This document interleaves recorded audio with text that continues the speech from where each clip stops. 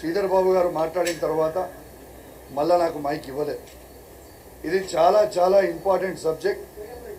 ఎలా శాంతి భద్రతలో ఈ తెలంగాణ రాష్ట్రంలో ఏ విధంగా ఉన్నాయో యావత్ తెలంగాణ ప్రజలకి తెలవడానికి కోసం ఇవాళ అసెంబ్లీ మీడియా పాయింట్ నుంచి నేను మాట్లాడుతూ ఉన్నాను. ఒక్కసారి ఆలోచించాల్సిన అవసరం ఉన్నది. నేను ఒక బాధ్యత కలిగ శాసనసభ్యుని. నిన్న నేను దీని మీద ప్రశ్న అడిగితే జవాబు కూడా చెప్పలేకుండా వెళ్ళిపోయింది. కానీ ఖచ్చితంగా ఈ నుంచి ఇవాళ మాట్లాడుతా ఖచ్చితంగా దీనికి గౌరవ ముఖ్యమంత్రి రేవంత్ రెడ్డి గారు, తనే ముఖ్యమంత్రి, తనే హోమ్ మినిస్టర్ కాబట్టి ఖచ్చితంగా జవాబు చెప్పాల్సిన అవసరం ఉన్నది.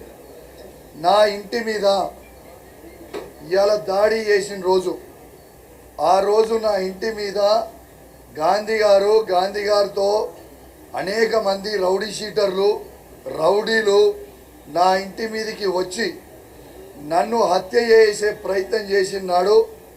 ఆ రోజు స్వయంగా రౌడీ షీటర్లకి, రౌడీలకి స్వయంగా సైబరాబాద్ ఉన్న డీసీపీ గారు, మాదాపూర్ ఉన్న ఏసీపీ గారు, గచ్చిబౌలి ఉన్న సిఐ గారు పైలట్ ఎస్కాట్ పెట్టి నా ఇంటి మీదకి రౌడీ షీటర్లని, రౌడీలని తీసుకొచ్చి నన్ను హత్య చేయించే ప్రయత్నం చేసిండ్రు.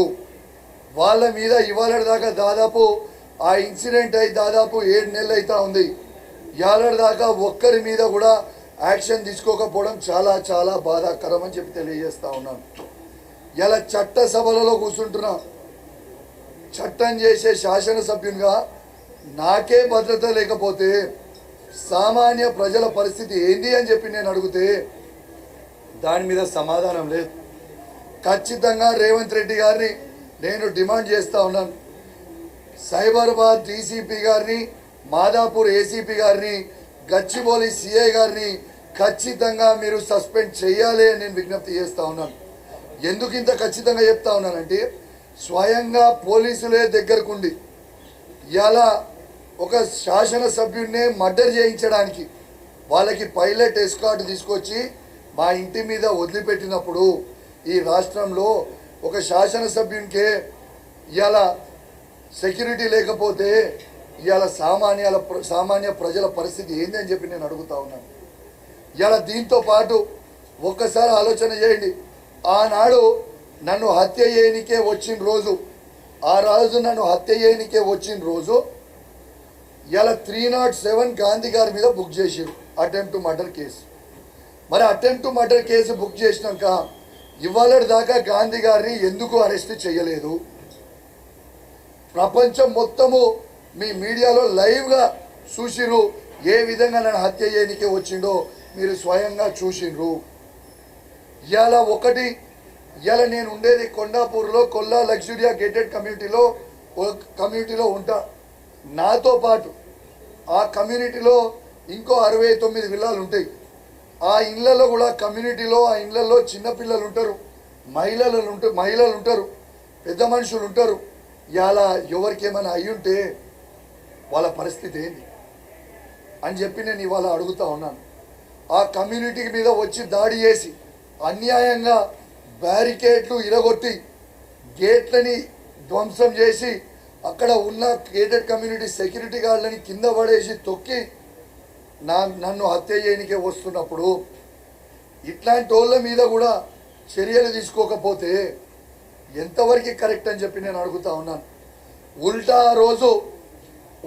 రోజు మా కమ్యూనిటీకి సంబంధించిన వాళ్ళందరూ కూడా పోయి డీసీపీ గారిని పోయి కలిసి ఇట్లా దాడి చేసిర్రు అని అడిగితే మీరు ఎక్కడుంటారు, మీరు ఏం ప్రెసిడెంట్లు, మీ మీదనే ఉల్టా కేసు పెట్టి లోపల నూకుతా అన్న డీసీపీని ఏళ్ళ దాకా కూడా సస్పెండ్ చేయకపోతే వాళ్ళకి కమ్యూనిటీలో ఉన్న అసోసియేషన్కి ఎటువంటి రాజకీయ సంబంధం లేకుండా మా కమ్యూనిటీ మీద దాడి జరిగింది. రౌడీ షీటర్లు వచ్చి మా కమ్యూనిటీ గేట్లను ధ్వంసం చేసిర్రు, మా బ్యారికేడ్లు ఇరగొట్టిర్రు, మా సెక్యూరిటీ గార్డులని కొట్టిర్రు, మా క్లబ్ హౌస్ అద్దాలు పగలగొట్టిర్రు అని పిటిషన్ ఇస్తే ఏళ్ళ దాకా డీసీపీ గారు కానీ సైబరాబాద్ సిపి గారు కానీ ఏళ్ళ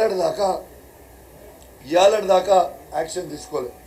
ఆనాడు నా మీద హత్య చేయనిగా వచ్చిన రోజు నేను డైరెక్ట్గా సిపి గారికి ఫోన్ చేసి సిపి గారు ఇలా హత్య చేస్తున్నారు నన్ను అని లైన్లు ఉంటే వస్తుర్రు అని టైంపాస్ చేసి గంట సేపు వాళ్ళకి టైం ఇచ్చి నా ఇల్లు మొత్తం ధ్వంసం చేసి నన్ను హత్య చేయించే ప్రయత్నం చేసిన తర్వాత సరే అదృష్టవశాత్తు ఆ రోజు మామూలు కూడా ఓ 25-30 మంది మేము కూడా ఉంది కాబట్టి రిటర్న్ ఫైట్ చేసి కాపాడగలను. లేకపోతే ఖచ్చితంగా ఆ రోజు నేను చచ్చిపోయే పరిస్థితి. ఇలా ఒక్కసారి ఆలోచన చేయండి. ఆ రోజు మా ఇంట్లో మా మామగారికి బైపాస్ సర్జరీ అయి వారం రోజులే అవుతుంది. ఆయన పడుకున్న రూమ్లో అద్దాలు పగలగొట్టి రూమ్ లోపలికి ఎంటర్ అయ్యి ఇష్టం ఉన్నట్టు తందాన చేసిండ్రు. కానీ ఆ రోజు మా మామగారు తట్టుకోలేక మళ్ళీ మేము హాస్పిటల్లో అడ్మిట్ చేయాల్సిన పరిస్థితి వచ్చింది. ఇలా స్వయంగా ఒక శాసనసభ్యునికే రక్షణ లేకపోతే మళ్ళీ చెప్తున్నా సామాన్య ప్రజలకి ఏమి రక్షణ ఉంది అని చెప్పి నేను అడుగుతా ఉన్నాను.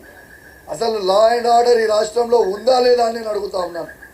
దీంతో పాటు నెక్స్ట్ డే ఇంకోసారి బాధ్యత కలిగే శాసనసభ్యునిగా నేను బంజారాయిల్స్ ఏసీపీ గారి దగ్గరికి అపాయింట్మెంట్ తీసుకొని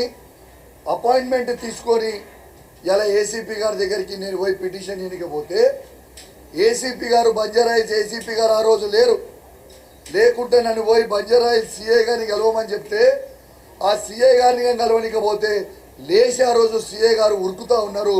మీరు ఎందుకు ఉరుకుతున్నారు? చట్టం ప్రకారం ఒక శాసనసభ్యుడు ఏ గవర్నమెంట్ ఆఫీస్కి వచ్చినా it is the duty of the officer to receive MLA listen to his grievance తర్వాత ఆయనకు సెండ్ ఆఫ్ ఇవ్వాల్సిన బాధ్యత ఇది చట్టం చెప్తుంది. నేను చెప్పుడు కాదు.